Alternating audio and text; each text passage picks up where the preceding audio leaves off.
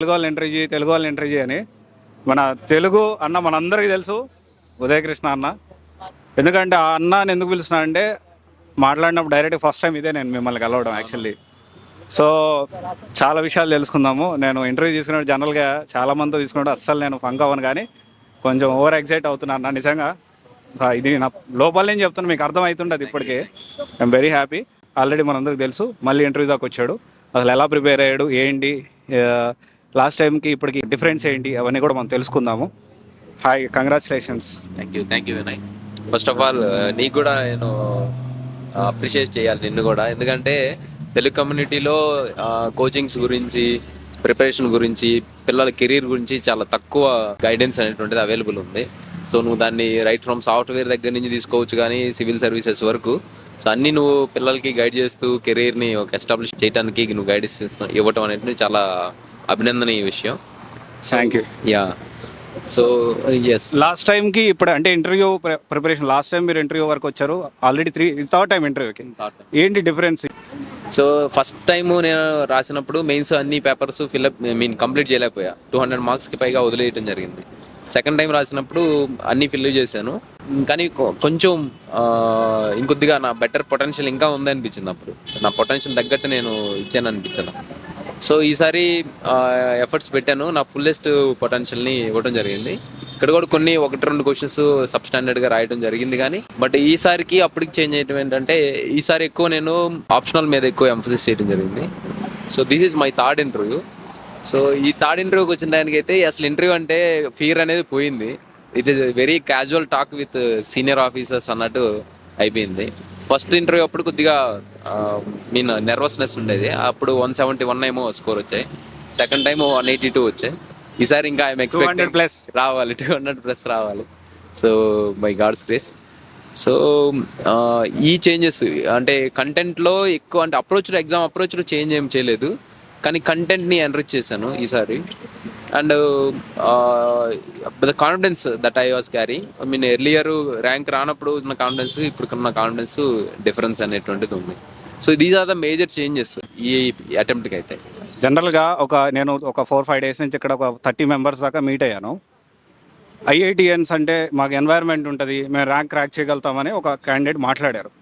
ఇది అంటే ఇప్పుడు చాలామంది ఈ మాట మనం ఐఐటిఎన్స్ అన్నప్పుడు ఆ వీడియోకి అప్లోడ్ చేసిన పిల్లలు అంటే ఇంకా నాన్న ఐఐటిఎన్స్ అందరూ వదిలేసేయాలా అని అంటే దానికి మీరు ఏం చెప్తారు? అసలు యావరేజ్ స్టూడెంట్ కెన్ క్రాకా అసలు అది civil service? Yes. Average student with proper approach, guidance కావచ్చు, అప్రోచ్ కావచ్చు, ఎగ్జామ్ డిమాండ్ అర్థం చేసుకోవాలి. ఎగ్జామ్ డిమాండ్ అర్థం చేసుకుని ఎగ్జామ్ కావాల్సినటువంటి స్కిల్స్ ఉండాలి. మూడోది ఏంటంటే what to read, what not to read అనేది తెలియాలి. ఈ మూడు ఎవరైతే చేయగలుగుతారో అది గవర్నమెంట్ స్కూలా, ఐఐటీనా, ఎన్ఐటీనా, లేకపోతే ఐఐఎమ్మా, అది ఇటు ఫరకే పడదు. అందరూ క్రాక్ చేయొచ్చు నా ఉద్దేశంలో అయితే. చెప్తున్నా కదా, నాది వీధిబడి స్కూలింగ్, తర్వాత జిల్లా పరిషత్ హై స్కూల్, గవర్నమెంట్ స్కూల్, తర్వాత గవర్నమెంట్ ఎయిడెడ్ స్కూలే కాలేజ్. సో మా జవహర్ భారతి డిగ్రీ కాలేజ్ కావాలి. సో అంతా బేసిక్ స్కూలింగ్. నేను పెద్ద అకాడమిక్స్లో కూడా నాకు ఎక్కువ స్కోర్ అనేటువంటిది లేదు. 10th 300 చేంజ్, ఇంటర్మీడియట్లో 800, గ్రాడ్యుయేషన్కి వస్తే 62%. సో ద బేసిక్ మీకు ఎగ్జామ్ అర్థం అవ్వాలి, డిమాండ్ తగిన స్కిల్ సెట్ ఉండాలి. మీకు చదవటం, రాయటం, విత్ ఇన్ టైం లిమిట్లో రాయగలగాలి. సో ఒక కాన్సెప్ట్ని అనలిటికల్గా అనలైజ్ చేయగలగాలి. సో ఇంకొకటి ఏంటంటే కన్సిస్టెన్సీ, ప్రాపర్ గైడెన్స్. కొన్ని పిచ్చి బుక్స్ అన్నీ చదివేస్తాం, 10 బుక్లు చదివేస్తాం. నేను earlier I was like that. So ఎక్కువ బుక్స్ చదవకుండా లిమిటెడ్ బుక్స్ని రిపీటెడ్ టైమ్స్ చదువుకుంటూ ప్రాపర్ గైడెన్స్, కంటిన్యూస్ ఎవాల్యుయేషన్ చేసుకుంటూ ఉంటే, ఈ 3 స్కిల్ ఉంటే అది మీరు ఐఐటి అవ్వాల్సిన అవసరం లేదు, మీరు ఈ యావరేజ్ ఇది నుంచి అయినా క్రాక్ చేయొచ్చు. ఒక మాట అంటున్నాను, తప్పుగా అనుకోవద్దు, కానీ అందరూ ఉదయకృష్ణారెడ్డి కాలేరు కదా. ఇప్పుడు మీరు డిగ్రీ ఉన్నప్పుడే పేరెంట్స్ లేకపోయినప్పటికీ అంటే మన ఊర్లలో ఎట్లుంటుంది, నేను కందుకూరు నుంచే, సో మన ఊర్లలో ఎట్లుంటుంది, కానిస్టేబుల్ అంటేనే ఒక పీక్స్. కానిస్టేబుల్ ఇటు చూసి మనం నేనైతే వెనక్కి తిరిగి చూసాను, అట్లాంటి పరిస్థితి నేను, నా ఫ్రెండ్స్ అందరూ. కానీ అందరూ ఉదయకృష్ణారెడ్డి కాలేరు కదా, సో దాని గురించి మీ కమెంట్ ఏంటి? అందరూ ఉదయకృష్ణారెడ్డి కాకపోవచ్చు, బట్ ప్రయత్నిస్తే ఉదయకృష్ణారెడ్డి కంటే కూడా మించిన వాళ్ళు కూడా అవ్వచ్చు. సో నా ఉద్దేశంలో అది మన డెసిషన్ని, మన కోర్స్ ఆఫ్ లైఫ్ని డిసైడ్ చేసింది అంటే మనం కష్టపడే స్వభావం ఒకటి ఉండాలి, కరేజ్, ధైర్యంతో ఒక డెసిషన్ని తెగింపుగా తీసుకొని ఉండాలి. దాన్ని కరేజ్ అంటే ఏంటంటే ఊరికి ఒక డెసిషన్ తీసుకొని వచ్చేయడం కాదు, ఆ డెసిషన్ కోసం కంటిన్యూస్ ఎఫర్ట్స్ పెట్టాలి. చూసారు, ఫెయిల్యూర్ వచ్చినా సక్సెస్ వచ్చినా మనం అనుకున్న టార్గెట్ రీచ్ అయ్యే వరకు కంటిన్యూస్గా పర్సిస్టెంట్ ఎఫర్ట్స్ పెట్టాలి. అలా పెట్టడమే కరేజ్ ఎక్కువ. నాకు వరుసగా 3 ఫెయిల్యూర్స్ వచ్చాయి, మళ్ళీ బౌన్స్ బ్యాక్ అయ్యి వచ్చాయి. అది ఆ కరేజ్ అనేటువంటిది. రెండోది ఏంటంటే డెసిషన్ మేకింగ్. ఇంకొకటి ఏంటంటే మనకి ఫ్యామిలీ కానీ ఫ్రెండ్స్ కానీ, నాకు ఫ్యామిలీ అండ్ మా పేరెంట్స్ లేకపోయినా మా తమ్ముడు కానీ, ప్రణయ్ కృష్ణ రెడ్డి, మా నాయన, మా మావయ్య వాళ్ళు, మా మా ఫ్రెండ్ శివకుమార్ సార్ అని ఉన్నారు ఎస్ఐ, అదేవిధంగా సునీలు, సో తిరుపతిరావు అన్న ఐఆర్ఎస్, సో అన్న has been great support. So ఇలా శరత్ సార్ అందరు నాకు చాలా గ్రేట్ సపోర్ట్గా ఉన్నారు. సో ఒకటి, మనము డెసిషన్ తీసుకోవాలి, దాన్ని కరేజ్గా ఎగ్జిక్యూట్ చేయాలి, ఆటోమేటిక్గా సపోర్ట్ వచ్చేస్తుంది. మీకు అర్థమైందా? So automatic support in some or other way. నేను కూడా ఒక ఇద్దరికి ఆల్రెడీ ఇప్పుడు స్పాన్సర్ చేసి చదివిపిస్తున్నాను. సో ఖచ్చితంగా వాళ్ళు కూడా ర్యాంకులు కొడతారు. అంటే నేను ఒక మాట అడుగుదాం అనుకుంటున్నా, ర్యాంక్ వచ్చిన తర్వాత కూడా, అంటే ఇది కరెక్టా కాదని మీరే చెప్పాలి. ఇప్పటికి కూడా కొన్ని మీరు సర్వైవల్ కష్టంగానే అవుతున్నారు అనేది, అంటే చాలామంది ర్యాంక్ వచ్చేసింది లైఫ్ అంటే జనరల్గా ఒపీనియన్, ర్యాంక్ వచ్చిన తర్వాత కూడా ఇంకా మీరు సర్వైవల్ కూడా, అంటే ఇంకా మనం మాట్లాడితే రూమ్కి ఫుడ్కి కూడా ఇబ్బంది పడుతున్నారు, ఇది నిజమా? ఉన్నాయి, అవి ఎవరికైనా కామనే ఉంటాయి. అవేంటంటే మనకి ర్యాంక్ రాగానే మనకి వెంటనే శాలరీ ఇవ్వరు. సో మనం వెళ్ళి సర్వీస్ జాయిన్ అవ్వటం అనేటువంటిది, మళ్ళీ అటెంప్ట్ కోసం లీవ్ తీసుకోవడం అనేటువంటి, ఇవన్నీ still I'm taking help from మా ఫ్రెండ్స్ అయితే, మా మామయ్య వాళ్ళు అయితే వాళ్ళ దగ్గర నుంచి తీసుకుంటున్నా. అండ్ నేను కూడా పార్ట్ టైమ్గా చిన్న ఎవాల్యుయేషన్, ఇటువంటి మెంటరింగ్ అట్లాంటివి చేస్తా ఉన్నా. సో అది వెరీ కామన్. సో ఇవన్నీ ఏంటంటే ఫైనాన్షియల్ థింగ్స్ ఆర్ టెంపరీ. ఆ టెంపరీ థింగ్స్ కోసంగా మనం ఆగకూడదు అంటాను. ఇప్పుడు కానిస్టేబుల్ జాబ్ వచ్చింది, నా టార్గెట్ ఏంటి సివిల్ సర్వీసు. సో నేను ఆలోచించా, ఫైనాన్షియల్గా ఇబ్బంది పడతాను, అయిపోయిందని తెగింపుతోటి తీసుకున్న డెసిషన్. తర్వాత మెటీరియల్ని మనకి సపోర్ట్ని యూనివర్స్ ఇస్తుంది మనకి, ఫ్రెండ్స్ రూపంలో కావచ్చు, వెల్ విషెస్ రూపంలో కావచ్చు, లేకుంటే ఏదైనా గవర్నమెంట్ స్కాలర్షిప్స్ రూపంలో కావచ్చు, గవర్నమెంట్ స్కీమ్స్ కావచ్చు. So many things. సో అది కామన్, ఫైనాన్షియల్ బర్డన్స్ అనేవి ఎవరికైనా. సో బిలో మిడిల్ క్లాస్ వాళ్ళు ఖచ్చితంగా ఉంటాయి. సో ఇప్పుడు చూసుకుంటున్నారు నా గురించి. అంటే మాట్లాడాలంటే కొంచెం ఇన్ఫర్మేషన్ తెలుసుకోవాలి కదా. అండ్ ఇంకోటి ఏంటి అంటే ఇది నేను పబ్లిక్లో మీరు ఉన్నారని కాదు, కానీ మీ స్టోరీ మొత్తం నేను చాలా రీసెర్చ్ చేశాను.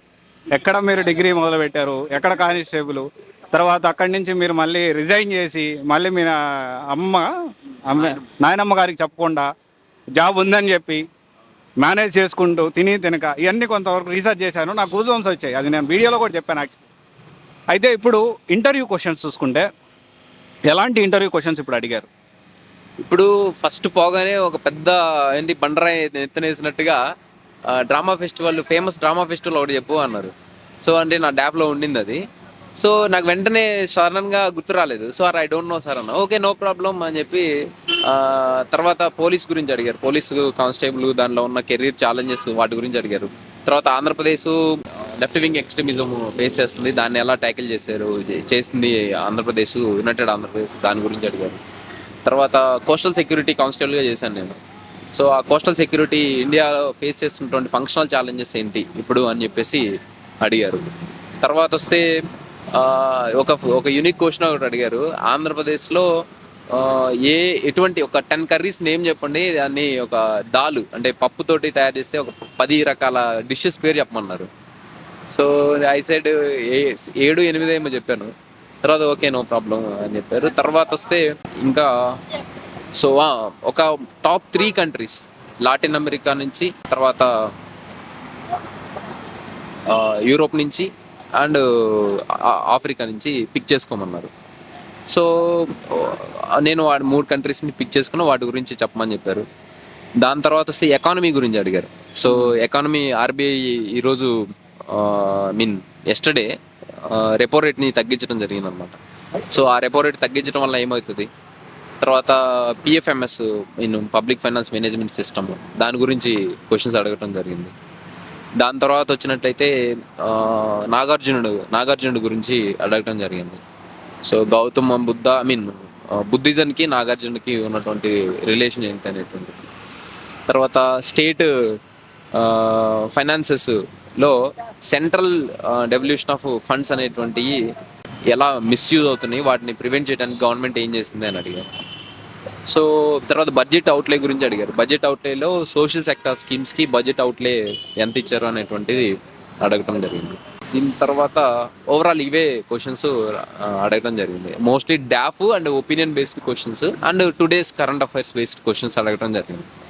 సో సో ఇప్పుడు మనకి ఈ సంవత్సరం 100 మంది ర్యాంకర్స్ వరకు పర్సనాలిటీ టెస్ట్కి అయ్యారు.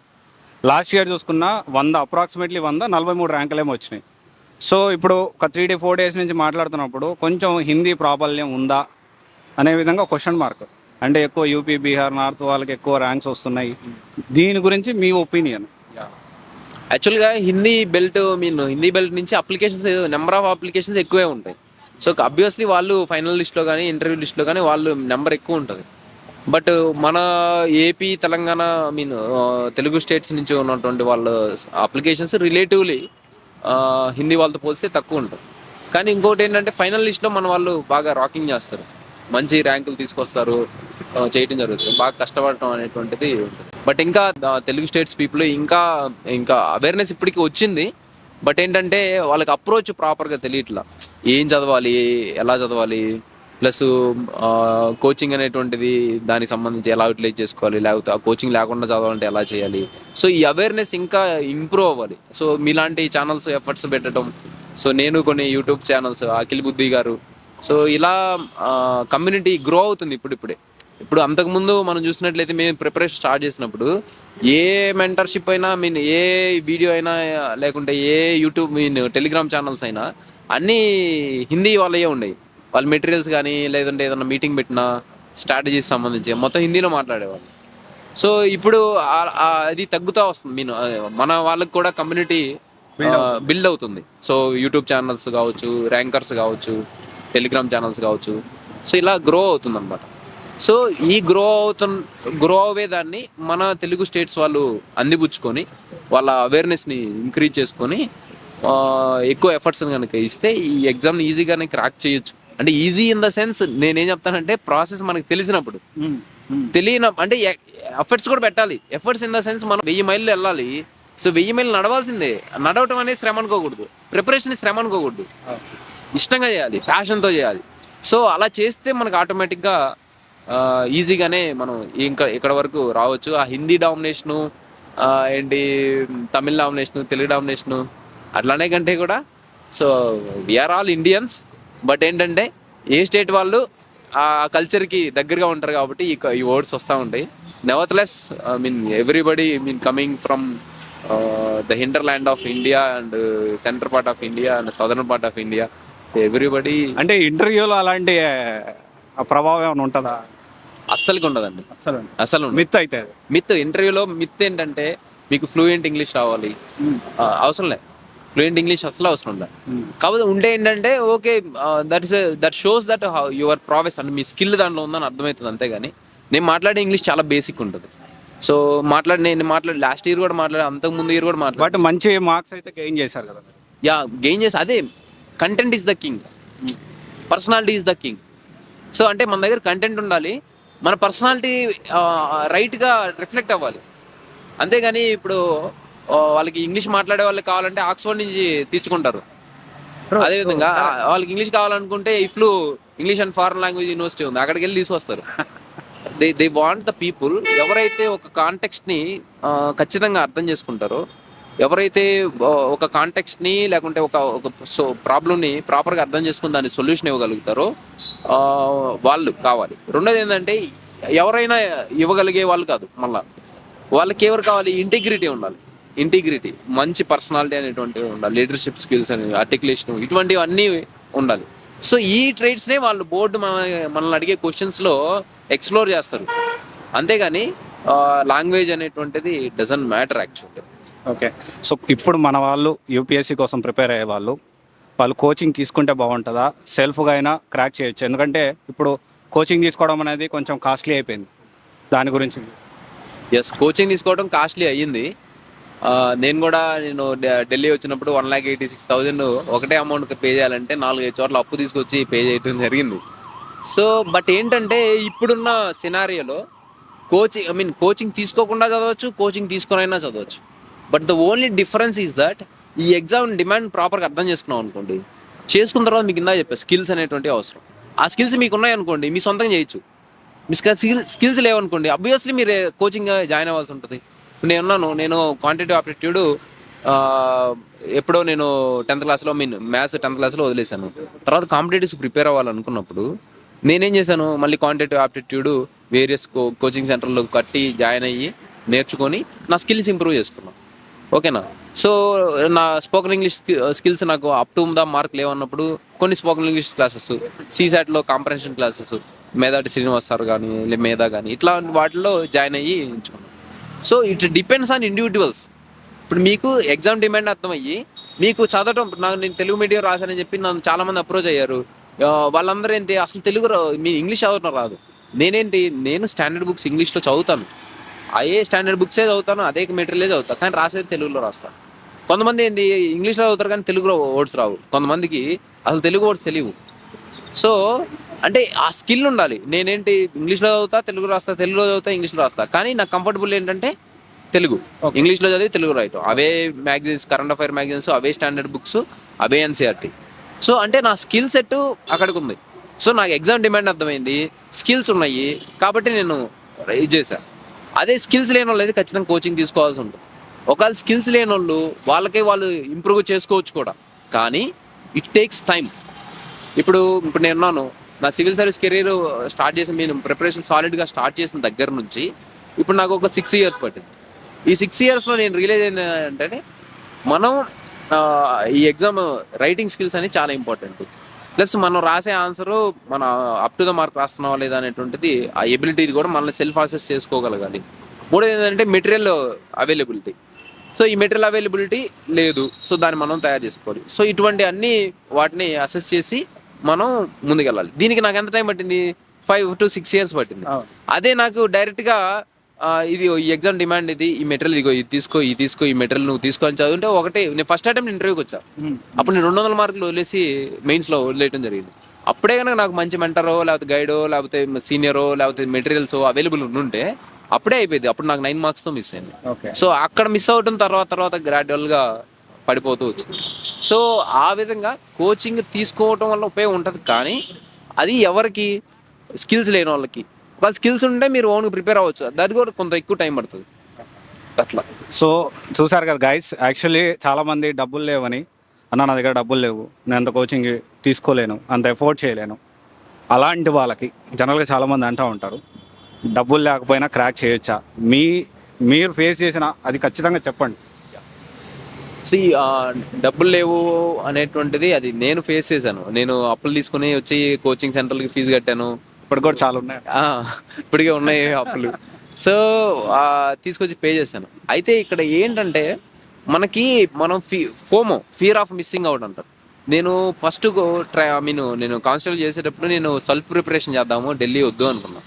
కానీ ఏమవుతుంది, ఇయర్ బై ఇయర్ నేను ప్రిపరేషన్ చేస్తుంటే సిలబస్ అవ్వట్లా, చదివినా కానీ అర్థం కావట్లా. సో నేనేం చేశాను, ఓకే మనం ఢిల్లీ వెళ్దాంలే అని చెప్పి వచ్చా. సో దానికి ముందు నేను Group 2 కోచింగ్ తీసుకోవడం జరిగింది. అక్కడ నాకు కొంచెం ఫౌండేషన్ వచ్చింది. తర్వాత అరే మళ్ళీ ఇంతకంటే ఎక్కువ చదవాలేమో అని ఒక ఫియర్ ఆఫ్ మిస్సింగ్ అవుట్ తోటి ఢిల్లీ వచ్చి 1,86,000 పే చేసి జాయిన్ చేశా. జాయిన్ అయిన తర్వాత వాళ్ళు మా డిగ్రీలో ఉన్నదానికంటే నేను Group 2 ప్రిపేర్ అయిన దానికంటే కూడా తక్కువే చెప్పారు. సో ఇక్కడ జాయిన్ అవడం వల్ల నాకు లెర్నింగ్ ఏంటంటే సబ్జెక్ట్ పెద్ద ఇంప్రూవ్మెంట్ అవ్వకపోయినా ఓకే అందరు ఇక్కడి నుంచి స్టార్ట్ చేస్తారు, మనం చదువుతుంది కరెక్ట్గానే ఉంది అని మనకు అర్థమైంది, కరెక్ట్ లైన్లో ఉన్నామని అర్థమైంది. అండ్ ఈవెన్ IITians కూడా ఇక్కడికి వచ్చి వాళ్ళు అదే NCERTతో స్టార్ట్ చేస్తారు, అదే బుక్స్తో స్టార్ట్ చేస్తారు. So okay they are very normal people అని చెప్పేసి అప్పుడు నాకు అర్థమైంది. ఇంకా ఇక్కడ ఒక 5 to 6 months ఉన్నాను. ఈ వెదర్ బాగుండదు, ఫుడ్ బాగుండదు. ఇప్పుడు ఇంటర్వ్యూకి వచ్చినా ఫుడ్ సరిగా ఉన్నట్లా, మన ఆంధ్ర బాగున్నాయి. సో అట్లా అన్ని తలనొప్పులు ఢిల్లీ. అందుకని చెప్పేసి మళ్ళీ మక్కా హైదరాబాద్కి చేంజ్ చేయడం జరిగింది. అక్కడికి వెళ్ళిన తర్వాత నాకు ప్రాపర్గా అర్థమైంది, ఓకే ఎక్కడికి వెళ్ళినా ఉండదు, కానీ మనకి స్కిల్స్ కొన్ని కావాలి, ఎగ్జామ్ డిమాండ్ స్కిల్స్, వీటిని అడ్రస్ చేసుకొని వాటి మీద వర్క్ చేశాను. అయితే ఇప్పుడు కోచింగ్ లేని వాళ్ళు ఎలా ప్రిపేర్ అవ్వాలి, అప్రోచ్ అవ్వాలి అంటే సో మీ ఛానల్ ఉంది, నా ఛానల్ ఉంది, అఖిల్ బుద్ధి సార్ ఛానల్ ఉంది, అండ్ ఇటువంటి వాళ్ళు. తర్వాత ఇప్పుడు నేను జాగ్రఫీ మీద ఒక స్ట్రాటజీ చెప్పాను. సో ఆ స్ట్రాటజీ చూసిన వాళ్ళు తక్కువ. మిగతా ఏదైనా పిచ్చి వీడియో చేసామంటే దానికి ఎక్కువ వ్యూస్ వస్తాయి, కంటెంట్ తక్కువ ఉంటుంది. యా కంటెంట్ వ్యూస్ ఉండవు, తక్కువ ఉంటాయి. సో దాన్ని ఇప్పుడు ఆ పర్ఫెక్ట్ స్ట్రాటజీ జాగ్రఫీకి సంబంధించి. సో అట్లా ప్రతి సబ్జెక్ట్ ఇప్పుడు నాకు టైం ఇప్పుడు ఫ్రీ అవుతా కాబట్టి తర్వాత చేస్తా ప్రతి సబ్జెక్ట్కి, history, polity, economy, science and technology, internal security అట్లా. సో ఆ స్ట్రాటజీస్ని మీరు స్వయంగా ఎగ్జిక్యూట్ చేసుకోవాలి. స్వయంగా ఎగ్జిక్యూట్ చేసుకొని మీరే సెల్ఫ్ డిసిప్లిన్లో ఉంటూ మీరే డైలీ పర్సివరెన్స్ని మెయింటైన్ చేస్తూ చేయాలి. ఇలా చేయడం వల్ల మీరు గమ్యానికి దగ్గర అవుతారు. ఒకటి. రెండోది ఏంటంటే ఇప్పుడు అన్ని కోచింగ్ సెంటర్, కరెంట్ అఫైర్స్ కానీ, టెస్ట్ సిరీస్లు కానీ, మెటీరియల్స్ అవైలబిలిటీ ఈజీగానే ఉంది. సో కాకపోతే మీకు ఏంటంటే మీ పేపర్స్ వాల్యుయేషన్ చేసే వాళ్ళు దొరకరు. అటువంటిది ఏదన్నా సీనియర్నో మీరు డిలిజెంట్గా ఉండి కష్టపడుతూ చేస్తూ ఉంటే ఏ సీనియర్ అయినా హెల్ప్ చేస్తారు. ఒబీడియంట్గా ఉంటే ఏ సీనియర్ అయినా హెల్ప్ చేస్తారు. సో వాళ్ళ హెల్ప్ తీసుకోవటం, తర్వాత టాపర్ కాపీస్ ఉన్నాయి అవి తీసుకొని మనమే వాల్యుయేషన్ చేసుకోవటం. సో ఇటువంటి ఎఫర్ట్స్ చేస్తే కోచింగ్ తీసుకోకపోయినా కానీ ర్యాంకుకి దగ్గర అవ్వచ్చు. కాబట్టి కొంచెం టైం పడుతుంది. ఓకే, అయితే మీ ఛానల్ ద్వారా త్వరలో ఫ్రీ గైడెన్స్ ఇవ్వబోతున్నారు. ఆల్రెడీ ఇస్తున్నారు, బట్ రెగ్యులర్ 1-to-1 అయితే ఇవ్వలేను. బట్ రెగ్యులర్గా కదా, అంటే ఇప్పుడు మన కొన్ని వీడియోస్ నేను కూడా చూశాను. అలాంటి ఈ స్ట్రాటజీ సబ్జెక్ట్ వైజ్ స్ట్రాటజీ అయితే నేను ప్రాపర్ గా చేస్తాను. ఆల్రెడీ జాగ్రఫీ చేశాను, తర్వాత హిస్టరీ, పాలిటీ, ఎకానమీ అన్ని సబ్జెక్ట్స్ చేస్తా. రైట్ అప్రోచ్, ఆ పర్ఫెక్ట్ స్ట్రాటజీ, ఫుల్ స్ట్రాటజీ, దాన్ని ఫాలో అయితే సరిపోతుంది. కానీ ఇప్పుడు అది ఫాలో అయ్యే క్రమంలో ఏమవుతుందంటే మనకి సెల్ఫ్ డౌట్ అరైజ్ అవుతుంది. అరే మనం ఇది చదువుతుంది కరెక్ట్ అయినా ఏంది, కొన్నిసార్లు డిఫికల్ట్ అవుతుంది, కొన్నిసార్లు గుర్తుండదు. సో ఇలాంటి ఫ్యాక్టర్స్ అన్నీ మనకి వచ్చి అవన్నీ వాటిని అధిగమించాలి మనం. అది దానికి ఒక పీర్ గ్రూప్, ఒక ముగ్గురిని కలిపి ఒక మంచి గ్రూప్ చేసుకోండి, సీనియర్స్తో మాట్లాడండి, ర్యాంక్ వచ్చిన వాళ్ళతో మాట్లాడండి. సో ఇటువంటి చేస్తే నా ఇచ్చిన guidance videos more than enough. So అయితే ఇప్పుడు తెలుగు కమ్యూనిటీకి, అంటే మీరు ఇప్పుడు ఆల్రెడీ చెప్పిన మాటలో నాకు అర్థమైంది ఏంటంటే కమింగ్ డేస్లో అంతా కూడా ఛానల్ ద్వారా మీరు సాధ్యమైనంత వరకు దాన్ని చూసుకొని ప్రాపర్ ఆ ప్లానింగ్తో ఉండేలా చేస్తున్నారు. తెలుగు కమ్యూనిటీకి మీరు ఏం కాంట్రిబ్యూట్ చేయబోతున్నారు కమింగ్ డేస్లో? మీరు చాలా ప్రాబ్లమ్స్ ఫేస్ చేశారు కాబట్టి. ఎస్, ఫస్ట్ ఏంటంటే fear of missing out, FOMO ఉంటుంది. అంటే అది ఇది చేయాలా, ఏ బుక్ చదవాలా, ఆ బుక్ చదవాలి, ఈ బుక్ చదవాలా, మనం చదువుతుంటే కరెక్ట్గా ఉన్నాం లేదా అనేది ఉంటుంది. సో దానికి ఏంటంటే ఆల్రెడీ ర్యాంకు సాధించిన వాళ్ళు చెప్తే దానికి వాళ్ళు ఆ జర్నీలో అన్నీ చూసుంటారు కాబట్టి సో పిల్లలకి కాన్ఫిడెన్స్ వస్తుంది. అందుకని నేను బుక్ లిస్ట్ ఏంటిది, అప్రోచ్ ఏంటి, తర్వాత ఈ అప్రోచ్ మనం ఫాలో అయ్యే క్రమంలో మనకు వచ్చే డౌట్స్ ఏంటి, ఆ డౌట్స్ని ఎలా ఓవర్కమ్ చేయాలి, ఈ ఫ్రేమ్ వర్క్ తోటి ఆల్రెడీ ఒక జాగ్రఫీ వీడియో చేసే కదా. తర్వాత history, polity, economy, science and technology, internal security, social issues, ethics అన్నీ చేస్తాం. ఒకటి గైడెన్స్. రెండోది ఏంటంటే పీరియాడికల్గా, అది వీక్లీ వన్సా లేకపోతే మంత్లీ వన్సా 15 daysకి ఒకసారి అనేది ఒక లైవ్ సెషన్స్ అనేటువంటి కండక్ట్ చేస్తారు. సో దట్ కమ్యూనిటీ మనతోటి ఇంటరాక్ట్ అవ్వడానికి బాగుంటుంది.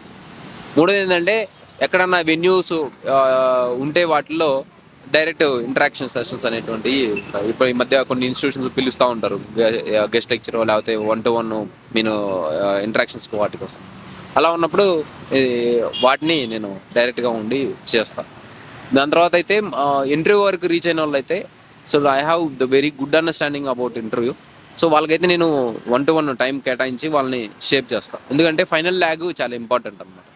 సో వీటి వరకు అయితే నేను తెలుగు కమ్యూనిటీకి కాంట్రిబ్యూట్ చేస్తాను నా వైపు నుంచి. సో ఇప్పుడు తెలుగు వాళ్ళందరూ కూడా ఈ ఇంటర్వ్యూ పాయింట్ ఆఫ్ వ్యూలో ప్రతి దాంట్లో ఉదయకృష్ణారెడ్డి అన్న అందరికీ హెల్ప్ చేస్తానంటున్నాడు. సాధ్యమైనంత వరకు ఉదయకృష్ణారెడ్డి ఛానల్ అని ఉంది. సో మీరు దాన్ని ఫాలో అవ్వండి. కమింగ్ డేస్లో మంచి మంచి అప్డేట్స్ అనేవి రాబోతున్నాయి. అండ్ ఇప్పుడున్న ఇంకొక క్వశ్చన్ అన్న, యూపీఎస్సీతో పాటు గ్రూప్ 1, గ్రూప్ 2 ప్రిపేర్ అవ్వచ్చా? అసలు కరెక్టేనా అది? యూపీఎస్సీతో పాటు గ్రూప్ 1, గ్రూప్ 2 ప్రిపేర్ అవ్వచ్చు, కానీ there is a key.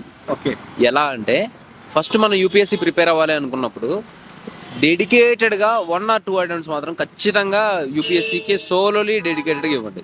Other deviations వద్దు. ఒకటి. రెండోది ఏంటంటే ఈ సివిల్స్ అప్రోచ్కి అండ్ గ్రూప్ 1, గ్రూప్ 2 అప్రోచ్కి డిఫరెన్స్ ఉంది. కంటెంట్ ఒకటే, కానీ exam approach mean exam question demand ఆ డిమాండ్ వేరే. ఒకటి. ఓకే. రెండోది ఏంటంటే ఈ 2 ఆస్పెక్ట్స్. అయితే ఈ 2 ఆస్పెక్ట్స్లో ఒకటి ఫస్ట్ 2 years మీరు సివిల్స్ ప్రిపేర్ అవ్వాల్సిన 2 years ఓన్లీ డెడికేటెడ్లీ సివిల్స్కే ఇవ్వాలి. ఇస్తే మీకేంటంటే ఫౌండేషన్గా సబ్జెక్ట్ అనేటువంటిది బాగా ఉంటుంది.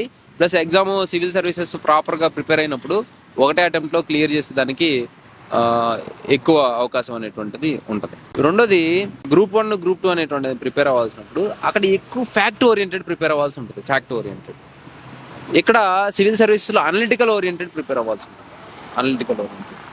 సో ఈ అనలిటికల్ ఓరియంటెడ్ మైండ్ సెట్ తోటి ఫ్యాక్చువల్ని దాన్ని అప్రోచ్ అవ్వడం. ఈ ఫ్యాక్ట్స్ ఏంటి, ఎక్కువ ఫ్యాక్ట్స్ రాస్తే మనకి ఎక్కువ స్కోర్ వస్తుంది. ఓకేనా?